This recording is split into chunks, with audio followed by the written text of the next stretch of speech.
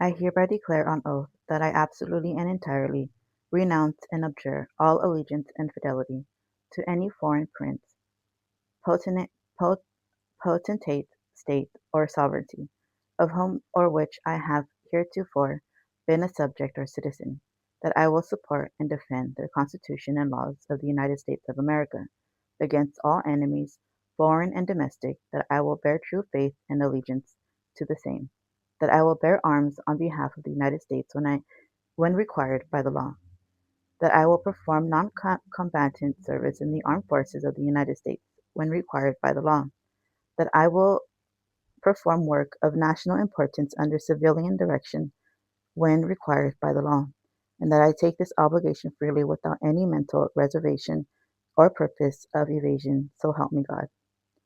I hereby declare on oath: this operating clause is not uttered by a statutory entity; it is not spoken by a citizen, an applicant, or a legal fiction; it is spoken by a conscious being, standing in full moral conscience, before any constructed identity or legal role has been accepted or applied, recognized under the universal order under preemptory law.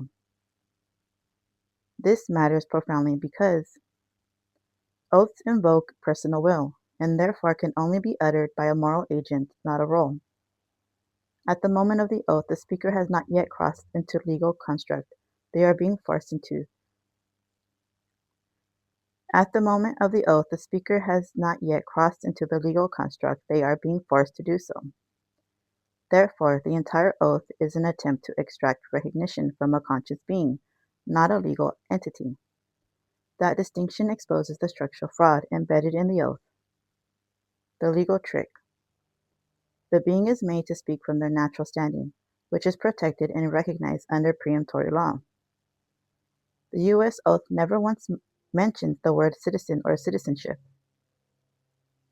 It contains allegiance to the Constitution, obedience to the law, military and labor obligations, a renunciation of all prior sovereign ties, a statement that I take this obligation freely, but not a single reference to becoming a citizen. What this omission reveals: the oath is a recognition ritual, it's a recognition of subjection. By omitting the word citizen, the oath avoids framing itself as a mutual recognition, avoids referencing status, standing, or legal identity that might come with defined rights. Instead focuses entirely on duty, obedience, and allegiance obtained by the conscious being's recognition of the power. It is structural as a unilateral declaration of submission, not a bilateral contract. It avoids legal definitions that could be challenged. In U.S. law, the term citizen carries with it rights under the 14th Amendment, protections under due process, standing to challenge constitutional actions. By omitting the term, the oath sidesteps any reference to those protections, focusing instead on duties and obligations. This is the legal technique: bind the individual to state power without acknowledging their legal standing to resist or question it. It reinforces the power of the construct, the U.S. government, without legal identity anchoring. Contrast this with Canada. The Canadian oath explicitly says, "and fulfill my duties as a Canadian citizen." This at least names legal identity being assumed, but in the United States the oath uses functional subjection, obey, serve, defend, without ever naming the legal transformation it initiates. This makes the oath appear civic but operate structurally as a covert jurisdictional capture. Why it matters. The oath obligates and forces the being to recognize authority, but it does not recognize the being. This is the core breach. It turns the being into an agent of the state, without even affirming the being's own legal status. This contradicts ICCPR Article 16. Recognition before the law must be granted, not assumed or conditioned by oath of allegiance of servitude. Violated norms and articles.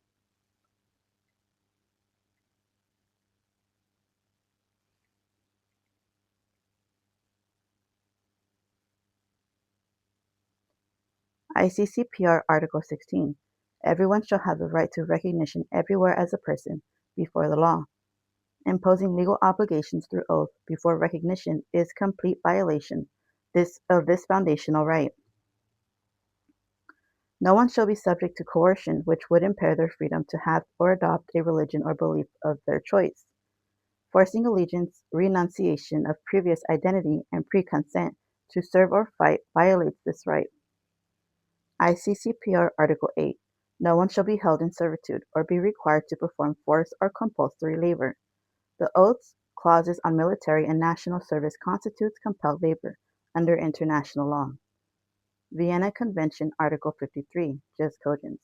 Any treaty, law, or oath in contradiction with preemptory norms is null and void. Lex Veritas Article V1. The right to refuse imposed personhood. No being shall be compelled to submit to a legal identity or otherwise that violates the conscience nature, will, determination, or inalienable recognition. Therefore, when a being says, I hereby declare on oath, they are not yet under contract. They are standing outside the system. I absolutely and entirely renounce and abjure all allegiance and fidelity to any foreign prince, potentate, state, or sovereignty, of whom or which I have heretofore been a subject or citizen. It is a legal severance of judicial death. This clause functions as a full severance from all prior legal constructs, including previous citizenship status, allegiance to any sovereign or legal system, all legal obligations or protections previously extended by those systems. The word abjure is not casual. It is a formal and permanent renunciation of any legal identity, any role, any standing that the being held under previous systems of law and legal terms. This is a total disembarment from all existing judicial relations. It is getting the conscious being to renounce their inalienable rights protected and brought forth under the higher laws. But there is the structural deception. The being is told, you are renouncing your past allegiance. The system seizes the opportunity to rebind them under new standing, but now entirely owned by the system they are entering. This is not liberation, it is constructive capture. You are now swearing a new allegiance to the U.S. and its Constitution. But what it never disclosed is that by this act, the being is removing themselves from all other frameworks of protection. The system presents the renunciation as a step forward, but in truth, it is a jurisdictional annihilation of all prior legal relations followed by an immediate enclosure with statutory roles, not yet enumerated or expressed. The renunciation is lawful, the capture that follows it is not. The being is free to renounce allegiance, but they are also free to remain unbound. They are not required to assume a new allegiance to preserve their dignity, rights, or protections. This is a legal fiction designed to obscure the truth. Recognition is not granted by the state, it's inherent by being. Clause under scrutiny. That I will bear true faith and allegiance to the Constitution and the laws of the United States of America. Allegiance equals oath duty equals structural servitude. Allegiance is defined as a binding duty of loyalty and obedience owed by an individual to a sovereign or state, historically rooted in feudal servitude, where a subject pledges life and labor to a lord. In modern terms, bearing true faith and allegiance constitutes an absolute declaration of subordination, a personal legal bond of duty and fidelity to the authority of the state. Servitude is prohibited under binding international law. ICCPR Article 8, Section 2. No one shall be held in servitude. ICCPR Article 8, Section 3A. No one shall be required to perform forced or compulsory labor. These are non-derogable preemptory norms and cannot be overridden by oath, emergency, or consent. Allegiance equals servitude when it is unconditionally owed, enforced under threats or exclusion of non-recognition.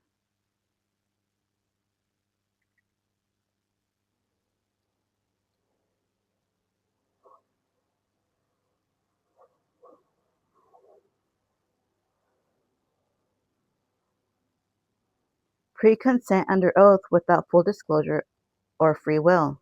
That's exactly what the oath demands. The being is told, to be recognized and included, you must swear allegiance irrevocably. This is the essence of servitude. False equivalence, Constitution and statutory law. The oath says allegiance to the Constitution and the laws of the United States, but the Constitution is a limiting instrument. The laws of the U.S. are only valid if they comply with the Constitution. To pledge allegiance to both equally is a logical and legal contradiction. The Constitution exists to prevent the laws from violating rights. The pledge collapsed this distinction, attempting to bind the being to all laws, even unconstitutional ones, unless challenged in court after the fact. This creates a coerced structure with no front-loaded protection of rights. Conclusion. Allegiance, when extracted through an oath under threat of exclusion, becomes servitude. This is prohibited under international law, unenforceable under preemptory norms, and structurally invalid under ICCPR Article 8, ICCPR Article 16 and 18, Vienna Convention Article 53.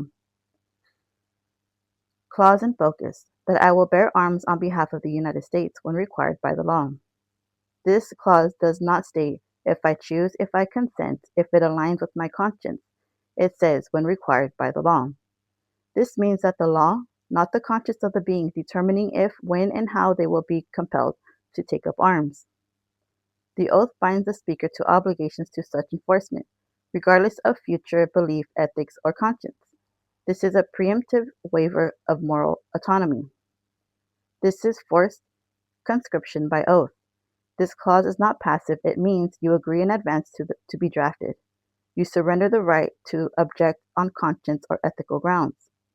You become a body under state command, activated by legislation.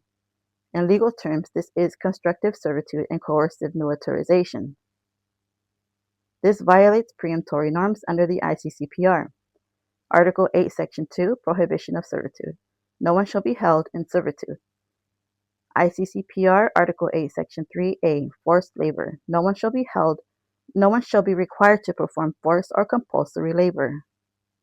ICCPR Article 18, Sections 1 through 2, Freedom of conscience. Everyone shall have the right to freedom of thought and conscience. General comment number 22. UN Human Rights Committee. Conscience objection to military service is a protected manifestation of Article 18. Therefore, to swear an oath agreeing to bear arms without conscience exception is illegal. Any law that later compels military action without individual conscious agreement violates preemptory international law. The oath itself becomes coercive and is void to the extent it conflicts with just cogence. Legal implications. Preemptive consent is void.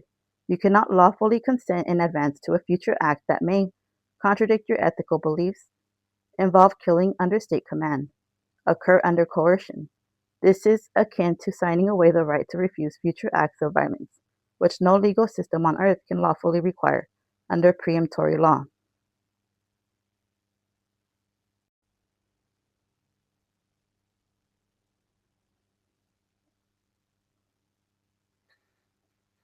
Violation summary. Oath clause.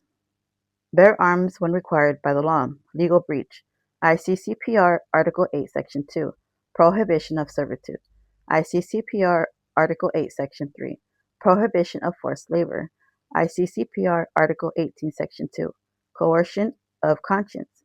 General comment number 22. Military objection is protected. The clause that demands pre-consent to military action when required by the law is structurally unlawful. It nullifies conscience, imposes constructive servitude, and attempts to pre-authorize violence in contradiction with international legal obligations. The being is told you must obey the law, even if it commands you to kill because you swore you would. This is not law. This is a juridical slavery disguised. The clause, I will support and defend the Constitution, if taken literally and lawfully, is a declaration to uphold preemptory norms, because the Constitution itself is subordinate to them under binding international law. Clause in focus, that I will support and defend the Constitution. This clause becomes judicially powerful when understood in its correct legal terms and context, not the structurally captured context presented by the state. The Constitution is not the highest law. The U.S. Constitution claims supremacy in its own terms. Article V1, Clause 2, Supremacy Clause. The Constitution shall be the supreme law of the land, but the supremacy is conditional because the United States is a party to the Vienna Convention on the Law of Treaties, 1969, and a signatory to the International Covenant on Civil and Political Rights, ICCPR. Under international law, Vienna Convention Article 53, a treaty is void if at the time of its conclusion it conflicts with a preemptory norm of general international law. Thus, any clause of the U.S. Constitution that contradicts jus cogens is legally void. The Constitution's own legitimacy is contingent upon compliance with preemptory norms. The U.S. government is bound by jus cogens. The ICCPR, which the U.S. ratified in 1992, establishes recognition before the law, Article 16, freedom of conscience, Article 18, prohibition of forced labor, Article 8, prohibition of servitude, Article 8, the right to life and legal equality, Articles 6, 14, and 26. These are non-derogable and binding on all branches of government. Therefore, even if a domestic law, constitutional clause, or an executive order contradicts these norms, it is legally unenforceable under international law, of no force or effect, just as Section 52, Section 1, the Canadian Constitution, states regarding conflicting laws. Supporting the Constitution equals supporting jus cogens. So when the oath says, I will support and defend the Constitution, and when that Constitution's own supremacy is contingent on compliance with preemptory norms, then the true legal context of the oath, when purified of its structural coercion, is, I will support and defend only the Constitution's structure, insofar as it complies with non-derogable international law, which translates to, I will support and defend jus cogens preemptory norms. Hidden reversal. Structural capture versus legal reality. The state intends this clause to mean, you will defend the state's constitution as we interpret it, even against your own conscience. But the lawful interpretation, grounded in international obligations, is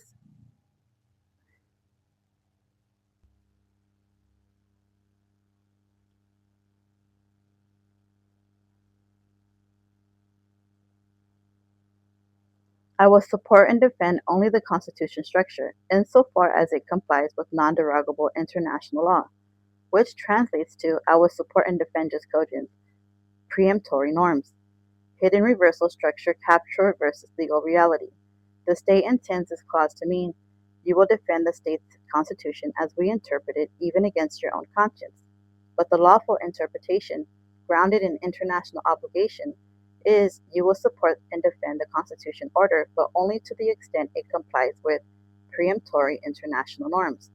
This is the lawful truth and the only valid legal reading. Conclusion. When you swear to support and defend the Constitution, and the Constitution is only valid when it complies with jus cogens, then your oath is to defend preemptory norms, not the arbitrary authority of the state. This clause can therefore be used as a shield, not a chain.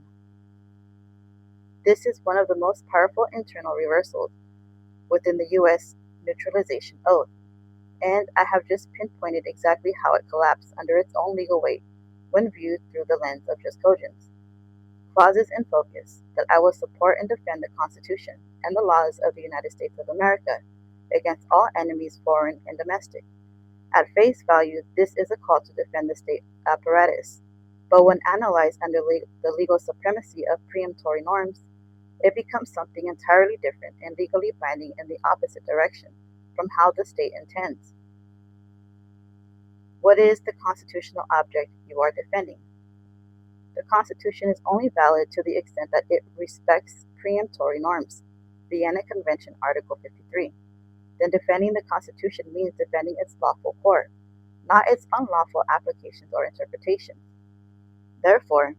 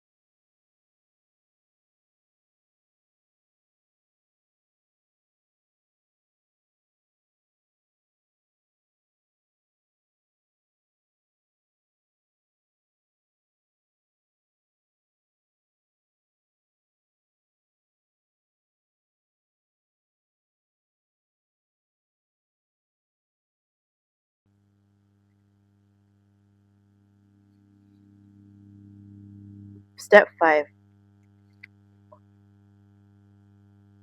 Coercive language marked as volunteering. Violation ICCPR General Comment Number 29. No derogation to structure or language. The phrase "I take this obligation freely" attempts to disguise structural coercion as free will, but access to recognition, legal status, and protection are conditioned on taking the oath. Therefore, the freely clause is null, and the coercion is active and ongoing. Step 6. Subordination to laws that contradict just cogence.